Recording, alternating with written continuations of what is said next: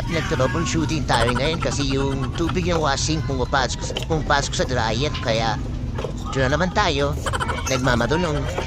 Siyempre, alam natin mga barado-barado na yan kaya ganyan.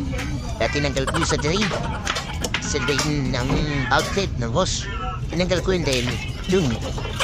Ang akala ko talaga may para. Tatay nga, hindi ako nagkamali na akala.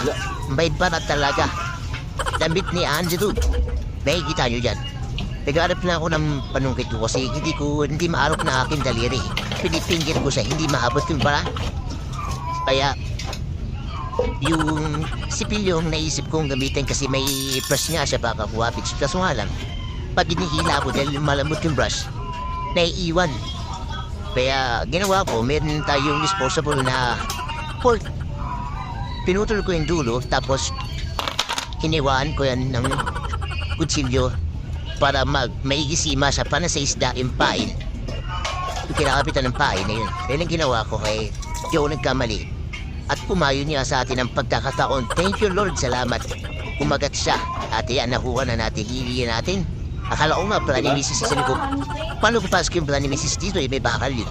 Yung pala, yung damit ni Andrew, nung baby pa siya, nung sanggol pa siya, no? At akala ko nga, medyas. Kasi naulat-ulat, yung pala yung long sleeve ni Andrew. Nuibis na nga yung tela. Akala ko nga, panatin ni Mrs. Ayan. Yung kinanggal ko na yan, at dumaloy nga yung katubigan. Dumaloy ang grasya papalabas. At yan, natanggalan natin yung whiska. Ito lang pala ang dahilan kung bakit hindi gumagana yung dryer. Kasi pag yung tubig ng washing pumasok sa dryer, hindi na siya mapapunction.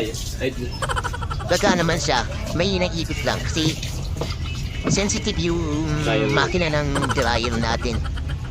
Pag nasisense siya na may tubig, hindi siya gagana. Kasi makakasama sa kanya yung tubig sa makina may sira.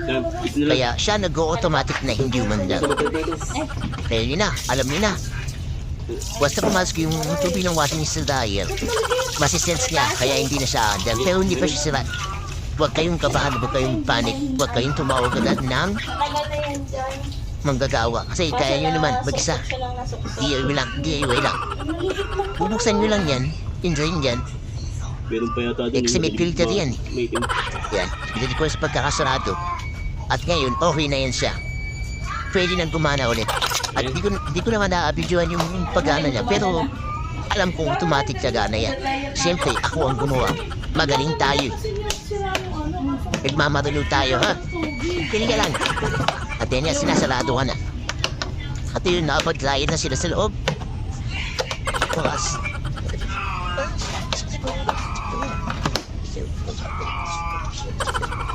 At less gastos tayo din. Pag anong bitakayan tayong buwa na mga pababitan. Saway. Din siya naptuntumin na suyo. Ito lang eh. Kapirasan damit ni Anderson. Siguro na punit sa dryer. Pumasok sa loob. Ay, nagsadat. Kaya, nagkatibarin siya yung washing natin.